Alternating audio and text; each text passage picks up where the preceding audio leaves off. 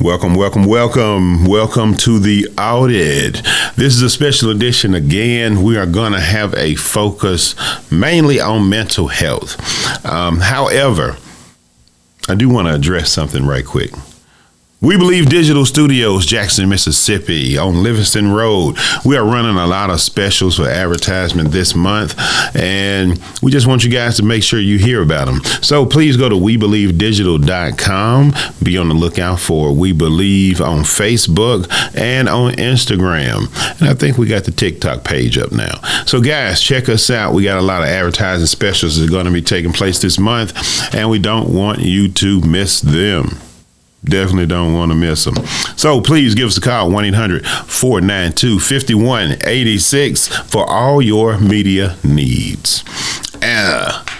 Israel, how does that deal with mental health? I know you're wondering, how does it? Well, let me tell you.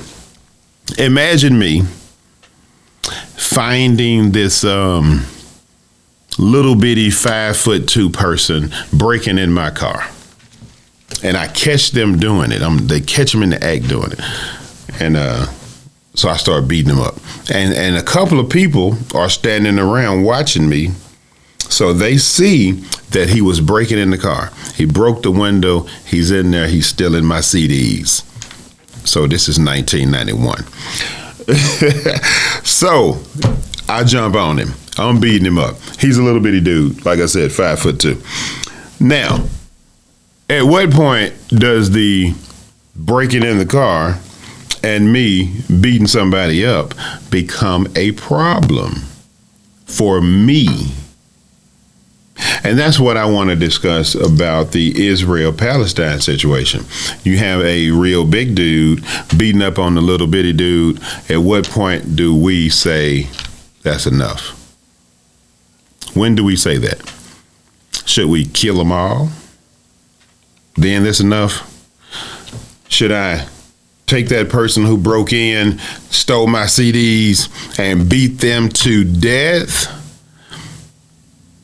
Or should my anger at some point calm the fuck down? Excuse me for profanity.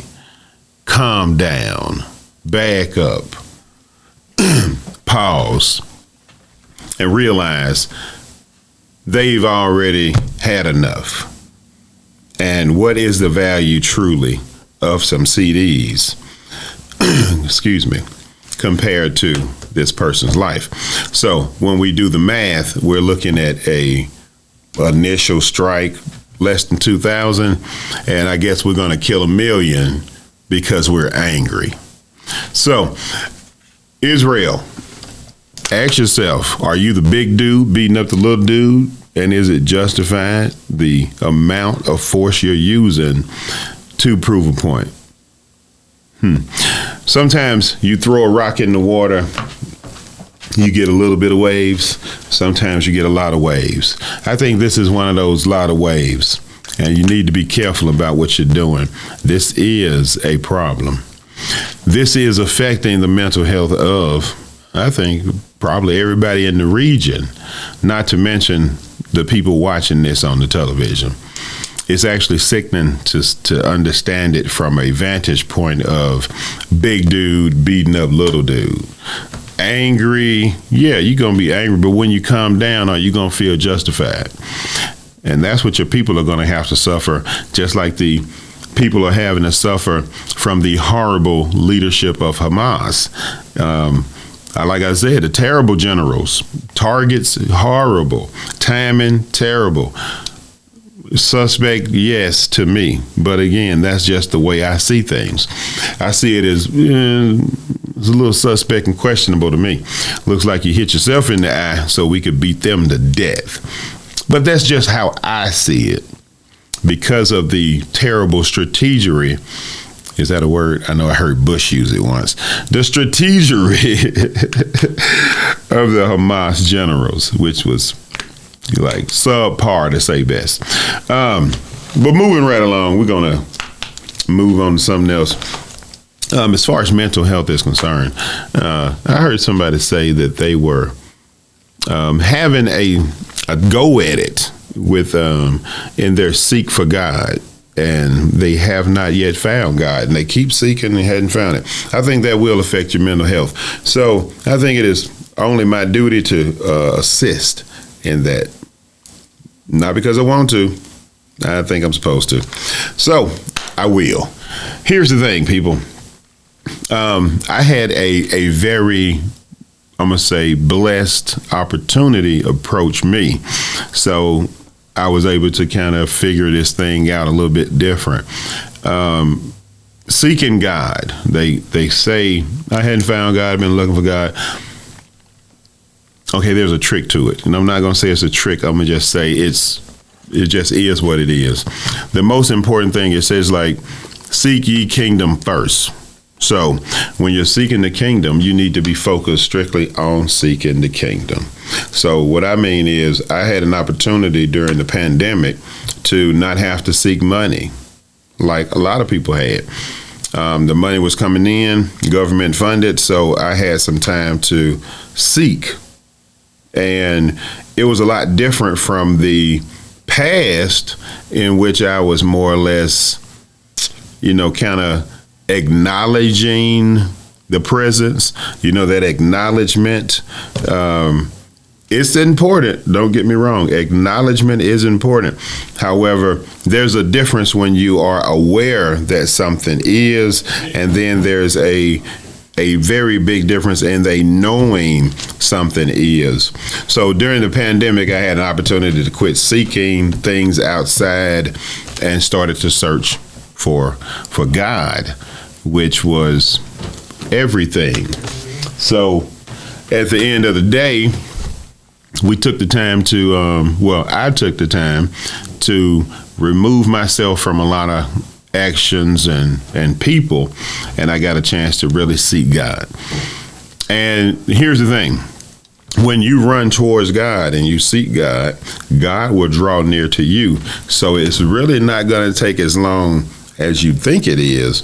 You're going to become aware of the presence and the knowing a lot sooner than you know, if you can separate yourself from those outside distractions, like, let me get money.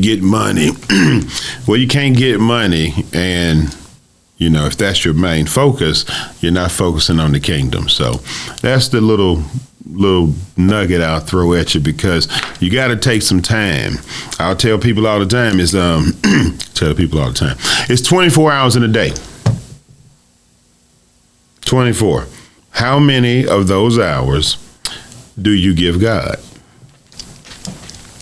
How many minutes? You give your employer 8 to 10 to 12. Come home, watch some TV for about 4. Any of that time do you spend actually seeking, praying, meditating, anything of that nature? A lot of people don't. A lot of people don't even think about it in the sense of time.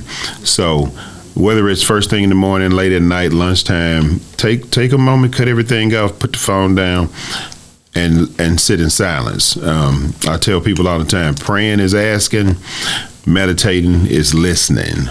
So try and shut up when you're meditating.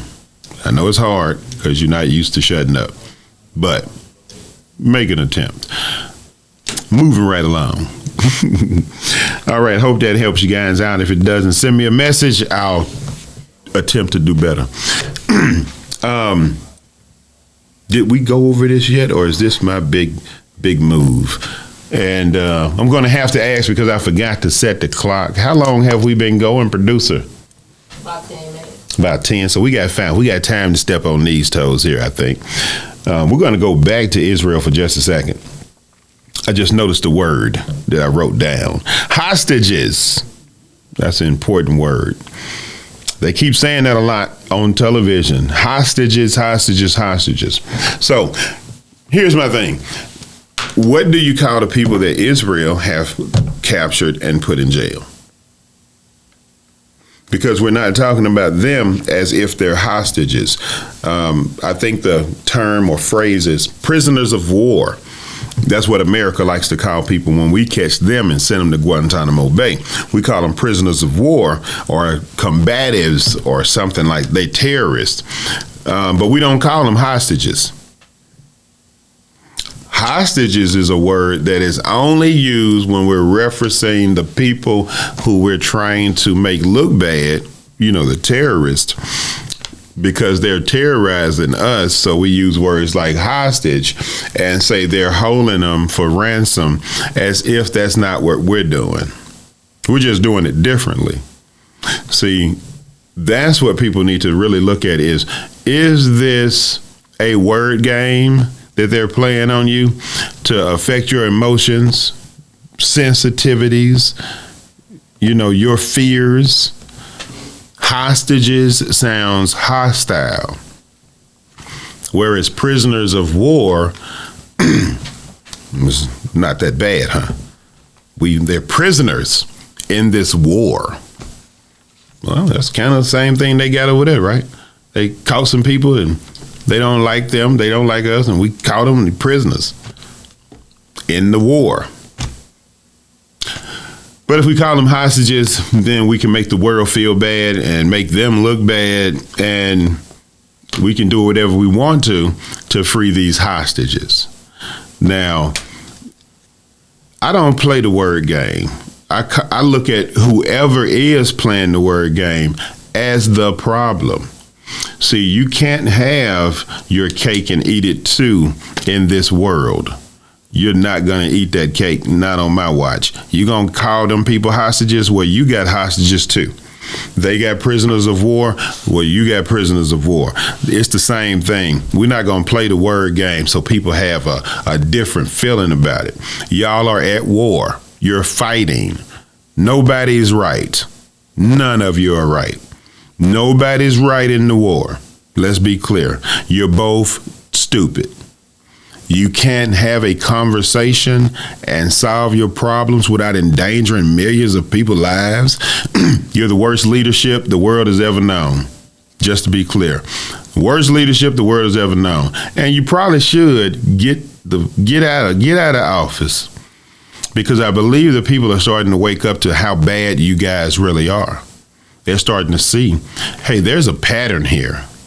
They love to send our children, the young men, off to war and mess them up in the head, leaving these women at home to raise kids by themselves.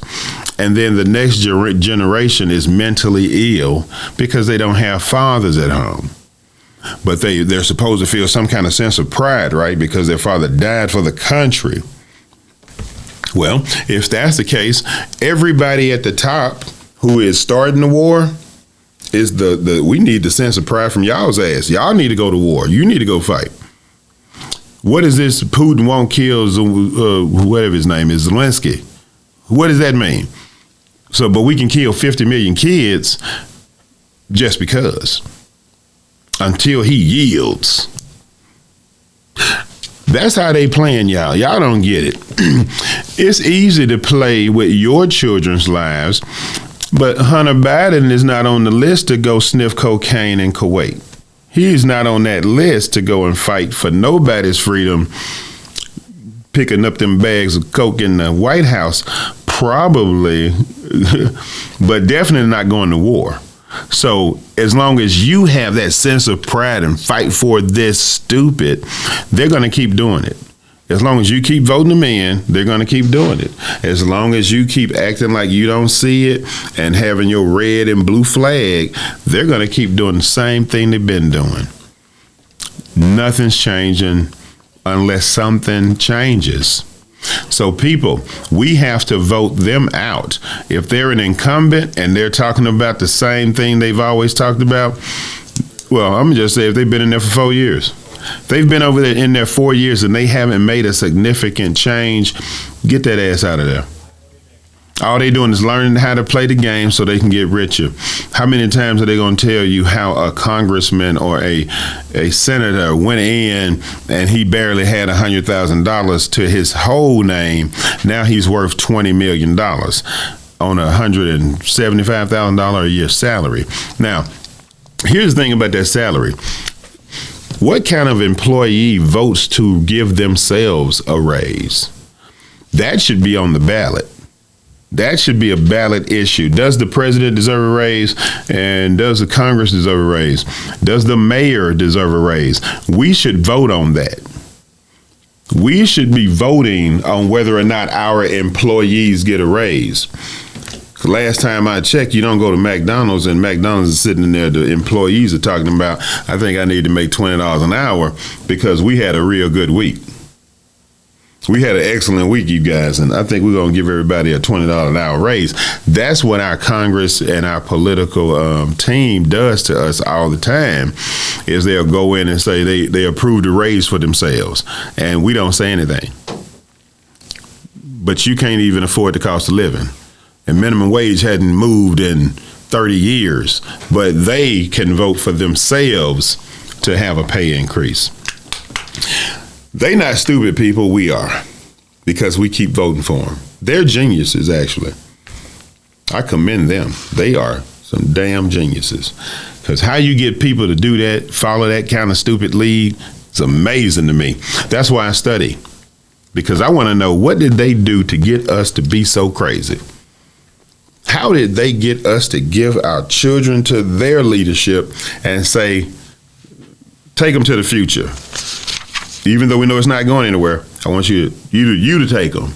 You, governor, you, mayor, you, president, you, congressman, congresswoman. I want you to take the lead to nowhere. Yeah. It's a great day, I say, every time I see you re-elect somebody in a city that's crumbling. All right, people, we're going to take a short break because I need a sip of water and I forgot to get some water. So we'll be right back in just a moment with the Awdid. Don't go nowhere. Are you dreaming?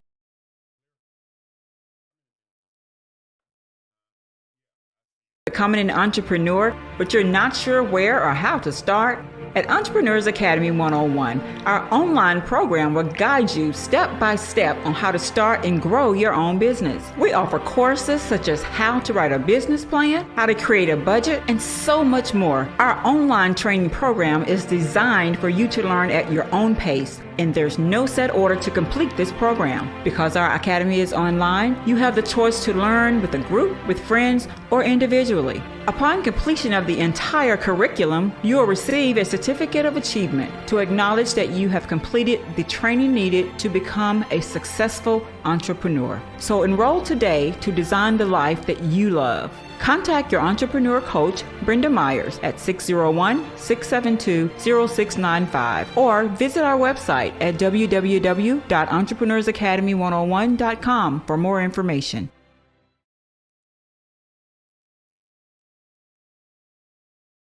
Have you had your Earth Blend coffee today? At Earth Blend Coffee, we take pride in offering you the very best of beans across the world, blended and roasted to perfection, giving you superior quality and satisfying and flavorful taste. Experience the world in one cup with Earth Blend Coffee. To order, visit earthblendcoffee.co now. Welcome back to the Awdid, ladies and gentlemen. We are back for the second half on this beautiful Wednesday. What is today? October the 25th. Hey, this year flown by. No, it didn't. It crawled by. I mean, it's been a long year for some of us. We've been extra busy and very much looking forward to the holidays. So the year didn't fly by for me. I've been quite busy, and it looks like next year it's going to slow down a little bit more. So take advantage of those long days and hopefully you'll get some long nights and a lot of sleep. So here at We Believe Digital Studios, Jackson, Mississippi, Livingston Road, 1-800-492-5186 if you have any media needs. And don't forget Earth Blend Coffee at earthblendcoffee.co. We're going to be opening up a coffee shop real soon. So if you like coffee, donuts, and I think I'm going to have a late evening, maybe closer to the weekend, some blues and jazz at sunset. Might even bring my grill. I'm definitely gonna bring the grill out, because I had a request for some smoked salmon, tacos and wraps. So I'm gonna have to show out. Let me just get it correct. So be on the lookout for that in the next couple of weeks. Probably next week I'm gonna do something like a fundraiser on Wednesday over on Bailey Avenue, 2522 Bailey Avenue at the soon to be open coffee shop. So be sure to check out that and look for the smoke in the air, because we'll be there. All right, to the end of the Awdid, what are we going to talk about? Let's see. I don't know. Kind of want to go to.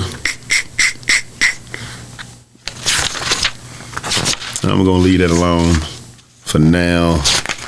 We'll come back to that one. Maybe one day I'm going to take some calls in about this mental health situation. But right now, I want to tell you something about the structure of my mental health plan. A part of that has a lot to do with the shame that a lot of people have when it comes to, what you've done in the past, or sometimes what has been done to you in the past. So counseling or therapy has a lot to do with your ability to be open about those things, not hide them.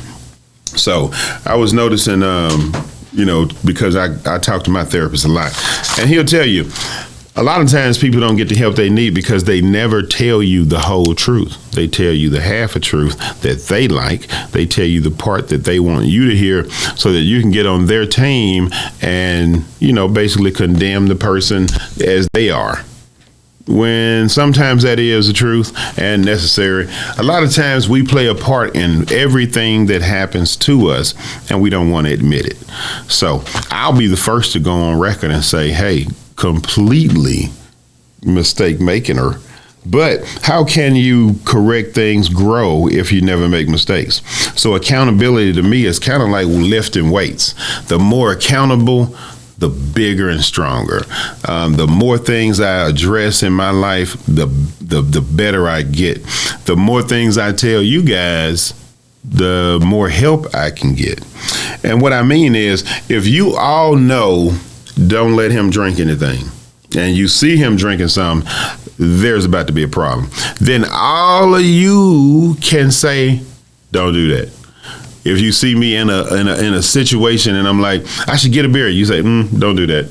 Calm down. You can help me. You can come to my aid and maybe give me a good pat on the back word of encouragement rather than offering a beer. If you know that this person is allergic to something, why would you offer it to them?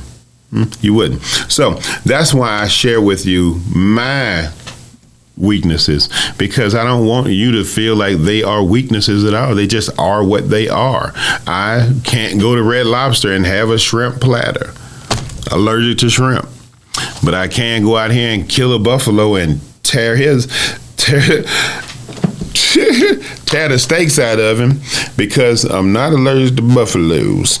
So you have to learn yourself, as this famous Socrates once said, know thyself. That's important. Know thyself. So the more you learn about yourself, the more you'll learn why things are happening to you. Here's another one. For years and years, my mom took me to the doctor to find out, why does my baby have eczema? Why does my baby have these rashes all over his body? Why do I have to keep buying all this expensive lotion because he's so, skin problems? Well, all through school, that was a problem. Even with my first years in college, Eucerin down, expensive lotions, trying to keep from being rashy, ashy, and scabby. Come to find out, as I progressed in college and stayed away from home, my skin started to clear up. It gets better. So, being a grown man, going to work, got a job, living on my own, paying my own bills, my diet changed. So now my skin is cleared up. I'm still buying the Eucerin lotion, thinking the Eucerin is working, thinking that had something to do with my skin being cleared up. Here's the twist. Go home to Jackson, Mississippi, had a date, and I'm like, on y'all date list, you're not supposed to take somebody to your house, but this is in the 90s. So I did what I wanted to do, and I cooked her dinner. So in the dinner was steak and shrimp. And so, like any chef, I'm in the kitchen cooking, but I'm also sampling to make sure it's good. Eat a shrimp. Next sound I heard.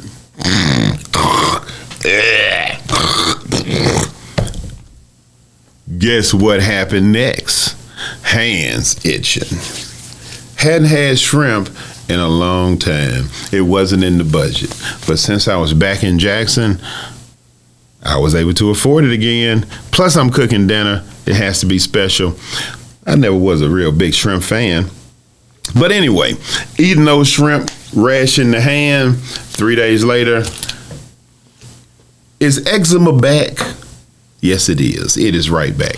So it wasn't actually eczema I had. I had an allergic reaction to shrimp.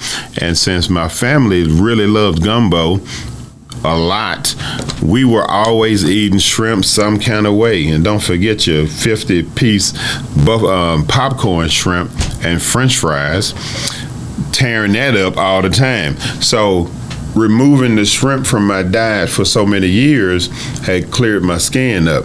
One instance of cooking dinner brought it back.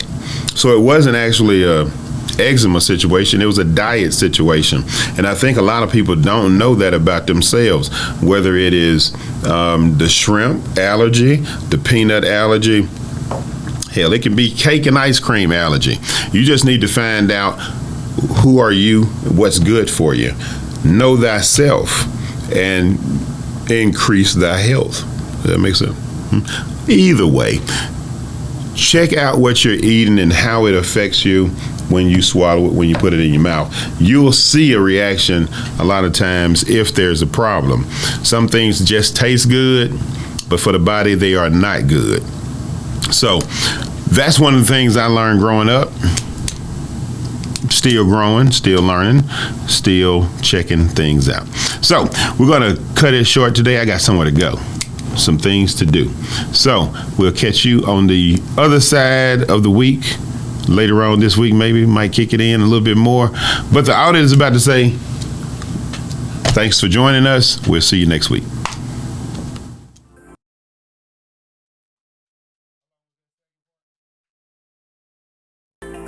Looking for the hottest content in the city of Jackson and surrounding areas? Check out WeBelieveDigital.com. Also follow us on Facebook, Instagram, TikTok, and YouTube. We Believe Digital Podcast is here for all your podcasting needs.